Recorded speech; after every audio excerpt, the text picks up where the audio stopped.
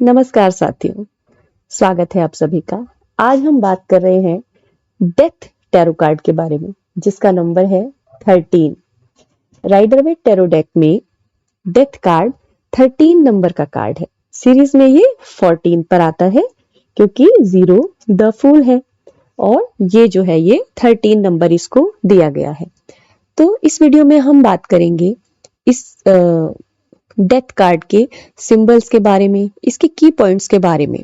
अगर अपनी रीडिंग में कार्ड आता है या किसी को गाइड करने के लिए आता है, उस सिचुएशन में अलग अलग क्वेश्चंस में इसकी क्या इंटरप्रिटेशन हो सकती है, इससे संबंधित रेमेडी क्या हो सकती है, तो वीडियो को पूरा जरूर देखिए।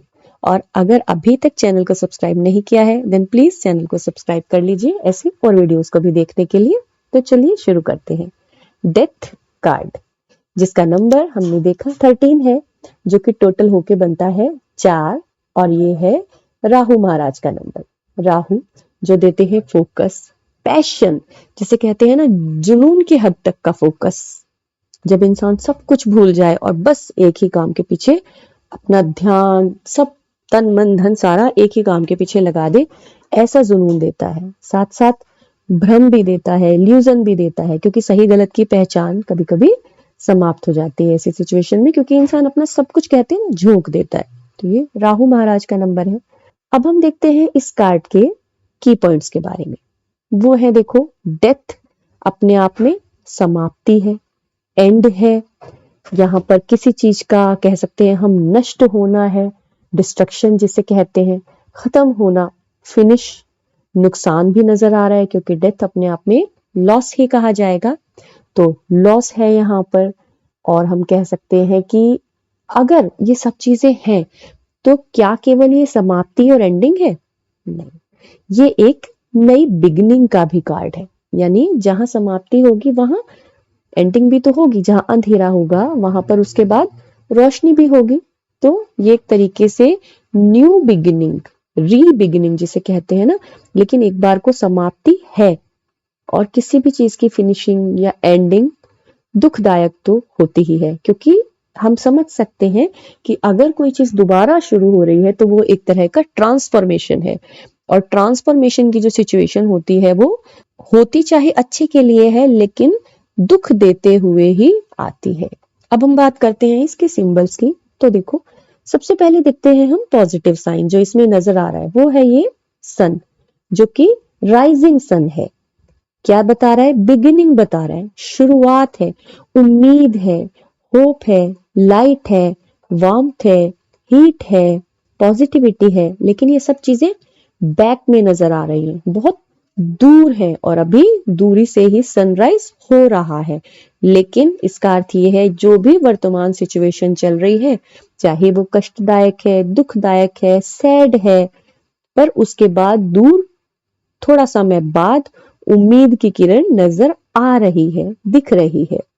उसके बाद हम देखते हैं कि ये जो सारा यहाँ पे दृश्य दिखाया हुआ है, ये किसी युद्ध का, रक्तपात का, किसी झगड़े, कोई बड़ा दंगा, कोई एक तरीके का हम कह सकते हैं ना कि जिसमें विद्रोह जैसी स्थिति कोई रही हो, ऐसा कुछ यहाँ पर नजर आ रहा है। कहीं हरियाली नहीं है, और देखने में तो यही लग रहा है कि बहुत झगड़ा होके बहुत नुकसान हुआ है, जान माल दोनों का, जिसको कहते हैं ना कि मटेरियलिस्टिक भी और नॉन मटेरियलिस्टिक भी, दोनों तरीके से लॉस यहाँ नजर आ रहा है। लेकिन जैसे हमने शुरू में ही बात की है कि एंडिंग है, तो उसके बाद बिगनिंग भी दिख रही है। सबसे पहले तो हमने उसी सिंबल को रीड किया ना कि भाई बिगनिंग भी नजर आ रही है।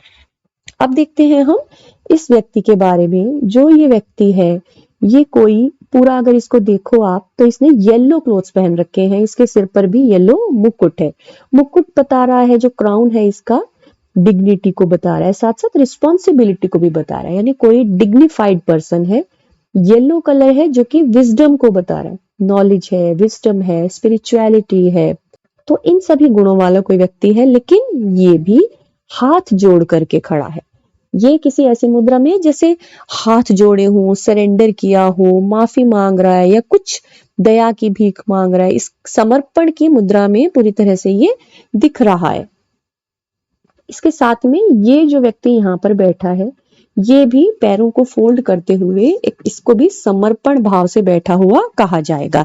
या ये क्षमा मांग रहा है या फिर ये दया की मुद्रा में है, दया को जैसे कहते हैं ना कि दया की भीख मांग रहा है, ऐसे ये समर्पित हो चुके हैं यानी सरेंडर कर चुके हैं। और इसके बाद देखें तो ये जो तीसरा बेबी है ये भी यहाँ पर सरेंडर किए हुए ही है। नीचे बैठकर इसने भी अपने पैर फोल्ड किए हुए हैं और ये भी बस पीछे किसी को होल्ड करके, ये इसकी मदर को होल्ड करके ये उसका सपोर्ट लेकर बैठा हुआ है, तो ये भी सरेंडर कर चुका है। तो यहाँ हम ये भी देख रहे हैं कि ये सब इस भाव में नजर आ रहे हैं कि दया के भाव में, लेकिन ये अभी भी खड़े हैं। हम इस चीज को ऐसे भी समझ सकते हैं कि ये बच गए हैं इस सिचुएशन से और सरेंडर कर रहे हैं, और इसको ऐसे भी इंटरप्रेट कर सकते हैं कि ये सरेंडर कर चुके हैं इसीलिए ये बच गए हैं। यानी इस समय ये कार्ड कहता है कि सरेंडर कर देना ही सबसे सही कदम होगा। देखो यहाँ पर जो बाकी जो रक्तपात की सिचुएशन दिख रही है ना ये सारी, इसमें ये व्यक्ति लेटा हुआ है, मतलब लेटा हुआ यानी घायल है, ये गिरा हुआ है। तो इसके पैरों को देखो यहाँ पर, तो ये जो इसके पैर हैं इनमें शूज हैं जो कि बहुत शार्प एज्ड शूज हैं, शार्प एज शूज बता रहे हैं, जो कि रेड कलर भी दिखा रहे हैं कि एग्रेसिव कोई स्टेप लिया गया है। इसने हो सकता है कोई एग्रेसिव स्टेप्स लिए हैं जिसके कारण इसका ये हाल यहाँ पर दिख रहा है, क्योंकि तो ये गिर चुका है, स्टेप तो ये पहले ले चुका है। इसका अर्थ है इसके जूतों से पता लग रहा है इसने कोई क्रूअल और शार्प एग्रेसिव स्टेप्स लिए हैं और ये बच नहीं पाया है। लेकिन इधर जो ये लोग खड़े हैं ये सरेंडर कर रहे हैं, और ये लोग खड़े हैं, खड़े होना यानी आइडेंटिटी, अस्तित्व का अभी होना है कि हाँ अभी है इनकी आइडेंटिटी। जो सबसे बड़ा है वो खड़ा है, उसके बाद थोड़ा और घुटनों पर बैठे हैं और जो बच्चा है वो बिल्कुल नीचे बैठा है। तो अकॉर्डिंगली उनकी एज और एक्सपीरियंस के अकॉर्डिंग ही हम देख पा रहे हैं। यहाँ पे आप ध्यान से देखो तो जज कर लोगे कि ये लोग सरेंडर के कारण अभी भी अस्तित्व में है और ये नहीं है। जो यहाँ पर है ये गिर चुका है, या फिर और भी जो दिख रहा है यहाँ पर कोई हमें नजर नहीं आ रहा, कहीं कहीं सामान पड़े हैं तो काफी सारा सामान का नुकसान भी ऑलरेडी हो चुका है। अब हम चलते हैं इस व्यक्ति की तरफ। तो ये जो कंकाल जैसा व्यक्ति है, कि जैसे कहते हैं ना कि काल, तो ये अपने आप में काल को दर्शा रहा है, लेकिन किस रूप में आया है? तो ये इसका रूप है कोई सैनिक का रूप है, कोई जैसे होता है ना किसी की तरफ से कोई रिप्रेजेंटेटिव आ रहा होता है। रिप्रेजेंटेटिव इसलिए कह रहे हैं, प्रतिनिधि इसलिए कह रहे हैं क्योंकि इसके हाथ में ध्वज है।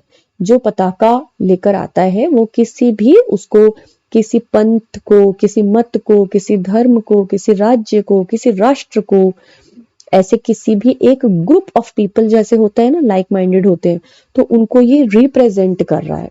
अपना किसी कबीलों के भी आपने देखे होंगे ना कि अलग से उनके झंडे पताका होती है, तो ये अपनी पताका लेकर आ रहा है जो कि ब्लैक में व्हाइट है। ब्लैक इसका बैकग्राउंड है और व्हाइट है। ब्लैक यानी सब कुछ एब्जॉर्ब्ड है, इसके पीछे सब कुछ छिपा हुआ है, पीछे आर पार ब्लैक के पीछे नहीं दिखाई देता। और व्हाइट इसमें दिखा रहा है पीस, की शांति से बिल्कुल जैसे कहते हैं ना चुप रहते हुए एब्जॉर्ब हो जाना है। जो ये अपना संदेश लेकर आ रहा है ये उसमें इस तरह से बिल्कुल एब्जॉर्ब हो जाना है, यानी कोई बिना, कहते हैं ना कि बिना कोई सवाल उठाए, बिना कोई आवाज उठाए, बस केवल एक ही रास्ता बचा है कि चुपचाप जैसे काल कह रहा है वैसे चल देना है। अब देखो कि ये जिस पर आया है ये है घोड़ा, इसने माध्यम बनाया है घोड़े को। अच्छा, घोड़ा जो होता है वो ताकत का, पावर का सिंबल है, मस्कुलैरिटी का सिंबल है, लेकिन ये घोड़ा यहाँ पर शांत होना भी बता रहा है क्योंकि इसका रंग क्या है, सफेद, यानी शांति। जो भी ये परिवर्तन आया है या आ रहा है या आ चुका है, हम कहेंगे आ चुका है, क्योंकि आ रहा है भी तब होगा कि बस आगे ही है, सामने ही है, क्योंकि घोड़े का कदम उठा हुआ है। घोड़ा ऑलरेडी अपने स्टेप्स उठा चुका है और दूसरा स्टेप भी उसका रखने ही वाला है वो। तो जो शुरुआत है इस अंत की वो ऑलरेडी यहाँ पर हो चुकी है और बहुत ही चुपचाप रही है। एकदम कहते हैं ना कि चुपचाप वे में कोई ऐसा एक चेंज आया है जो काल लेकर आया है, हम इसको ऐसे इंटरप्रेट करेंगे, और जिसका किसी को पता ही नहीं चला, कोई इसके बारे में जान नहीं पाया है और नुकसान सारा हो चुका है। इट मीन्स कि ये बिल्कुल ही सडन था, अचानक था ये। तो ये काल चुपचाप ताकत एक्शन के माध्यम से होते हुए यहाँ पर आया है और ये नुकसान पहुंचा है। और इस सारे नुकसान में जिसने सरेंडर किया, माफी मांगी, दया के लिए गुहार लगाई, वो बच गया है। वो बचने का उसका रास्ता नजर आ रहा है कि वो बच जाएगा और बच चुका है। अच्छा, यहाँ पर एक ना पीछे देखो तो एक टावर नजर आ रहा है। जो टावर जो होता है अपने आप में कनेक्शन को बताता है कि ये नीचे अर्थ से जुड़ा है और ऊपर ये आसमान से। टावर्स वैसे भी जो आसमान से, स्काई से ही रेडिएशंस, फ्रीक्वेंसीज कैच करते हैं। रेडिएशंस कहते हैं कि आसपास फैलती है। तो इसका कनेक्शन ये होता है कि धरती को आसमान से ये मिल रहे हैं। तो अर्थ एनर्जी और आकाश की एनर्जी, इसमें आकाश तत्व जो है वो कनेक्ट हो रहा है। यानी जो भी चेंजेस हो रहे हैं, ये कहते हैं ना कि आसमानी ताकतों की तरफ से हो रहे हैं, कि इसमें केवल हमारे पास हमारा जो हम स्टेप ले सकते हैं वही हमारे हाथ में है। इस पर इसका कंट्रोल, किसी का भी कंट्रोल नहीं था। ये अचानक ही परिवर्तन हुए हैं और इसमें एकमात्र राह परिवर्तन को स्वीकार कर लेना ही दिखाई पड़ रही है। क्योंकि ये जो फ्लैग है, ये ऑलरेडी यहाँ पर जो नया फ्लैग एक बड़ा लेकर आ रहा है, ये कह रहा है कि मैं इसको यहाँ पर आरोपित कर चुका हूं, यानी परिवर्तन तुम्हें स्वीकार करना ही होगा। तो ये कार्ड पूरी तरह से ट्रांसफॉर्मेशन को बता रहा है। चाहे वो ट्रांसफॉर्मेशन मेंटल हो सकता है, मटेरियलिस्टिक भी हो सकता है, मटेरियलिस्टिक और सिचुएशनल भी हो सकता है, रिलेशन से रिलेटेड भी हो सकता है। पुराना जितना भी है वो सारा खत्म है और उसके बाद नई शुरुआत ये सूरज बता रहा है। क्योंकि इसमें स्पिरिचुअलिटी ये बता रहा है। ये जो दूसरा लेडी है, ये फेमिनिज्म बता रही है। जो ये बेबी है, ये इनोसेंस भी बता रहा है कि ये सभी जो जिन्होंने अपनी फीलिंग रखी अंदर, वो यहाँ पर सरवाइव कर रहे हैं। तो अब हम देखते हैं कि अलग अलग क्वेश्चंस में इसको हम कैसे इंटरप्रेट कर सकते हैं। देखो, सबसे पहली बात तो ये है कि अपने आप में ये एक नो कार्ड है। कोई भी जो क्वेश्चन है उसमें इसका आंसर होगा नो। किसी भी होपफुल या पॉजिटिव क्वेश्चन के लिए इसका आंसर नो होगा। जैसे किसी रिलेशन के लिए या किसी लव कनेक्शन के लिए, किसी बॉन्डिंग के लिए, या फिर कह सकते हैं कि मैरिज रिलेटेड क्वेश्चन के लिए अगर रीडिंग कर रहे हैं, एनालिसिस कर रहे हैं और ये कार्ड सामने आता है, तो ये अभी नो बता रहा है कि नहीं, फिलहाल के लिए कनेक्शन काम नहीं कर रहा है और अभी के लिए तो ब्रेक लेना ही जरूरी है। आगे की सिचुएशंस के लिए फर्दर और कार्ड्स को रीड किया जा सकता है। अगर ये कार्ड आता है करियर, प्रोफेशन, बिजनेस, जॉब से रिलेटेड सिनेरियो में, तब उस समय देखना होगा कि जो अभी चल रहा है उसमें बहुत बड़ा परिवर्तन होने वाला है, जो कि डिस्ट्रक्टिव लगेगा, यानी नुकसानदायक परिवर्तन होगा। पर ऐसा नहीं है कि दोबारा शुरुआत नहीं हो सकती, क्योंकि इस सिचुएशन का एंड है, लेकिन आगे की शुरुआत होगी। परंतु समर्पण भाव से ही सिचुएशंस के प्रति सरेंडर करना होगा, तब आगे की शुरुआत होगी। अब हम देखते हैं हेल्थ सिचुएशन में अगर ये कार्ड है तो हेल्थ इस समय अच्छी नहीं नजर आ रही है। उसके लिए एफर्ट्स करने होंगे। जो सिचुएशन है उसको एक्सेप्ट करके अपने एफर्ट्स करने होंगे, उसके बाद सुधार संभव है। अगर हम एक वर्ड में समझे तो ये कार्ड बताता है ट्रांसफॉर्मेशन, विचारों की डेथ। ये डेथ जो है, विचारों की डेथ भी हो सकती है। अगर इंसान, कोई व्यक्ति अपने विचारों को पूरी तरह से परिवर्तित कर दे तो वो भी एक प्रकार की डेथ ही कही जाएगी। तो transformation is the main keyword for this card. अब हम देखते हैं रेमेडी पार्ट पर।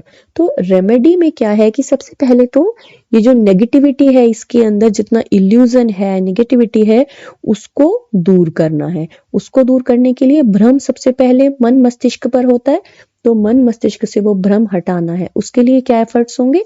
अपने विचारों को अच्छा करना होगा। अब विचार कैसे अच्छे होंगे? तो विचार अच्छे करने के लिए अच्छे लोगों की संगति लेनी होगी। जो भी आसपास से देखा जाता है, सीखा जाता है, वो अपनी तरफ से पूरी कोशिश की जाएगी कि अच्छी बातें सीखी जाएंगी। अपनी कंपनी पर ध्यान देंगे कि जो भी लोग आसपास जुड़े हैं, मित्र मंडली है, वो सात्विक हों, विचारों की, खान पान की और संगति की सात्विकता को बनाएंगे, जिससे कि नेगेटिविटी दूर होगी।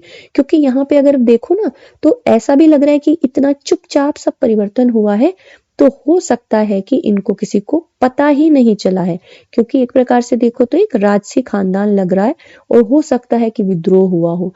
परिवर्तन जो चुपचाप आया है वो कोई परिवार का व्यक्ति भी हो सकता है। परिवार यानी कोई जुड़ा हुआ व्यक्ति जिस पर कि विश्वास किया हो। परिवार होता है जबकि एक जैसे विचारों वाले व्यक्ति जो होते हैं, उनको हम परिवार यहाँ पर कह रहे हैं। ऐसा नहीं कि कोई अपनी फैमिली का व्यक्ति, ऐसा जिसको कि आप अच्छे से जानते हो। तो अपनी मित्र मंडली पर एक अच्छी पैनी नजर रखते हुए अच्छे लोगों का साथ रखना है। और वातावरण को क्लीन रखने के लिए अपने घर में नमक के पानी के पोछे लगाने हैं, कपूर को जलाइए, साथ ही साथ अंधेरा हटाइए। अंधेरा बहुत ज्यादा ना रखते हुए हल्के हल्के मध्यम मध्यम रोशनी को अपने वातावरण में रखिए। तो ये थे कुछ कीवर्ड्स और कुछ एनालिसिस इस डेथ कार्ड से संबंधित। आई होप आपको इंफॉर्मेटिव लगा होगा। If yes, then please do like, share, comment and subscribe the channel for such more videos. Thanks for watching. Namaskar.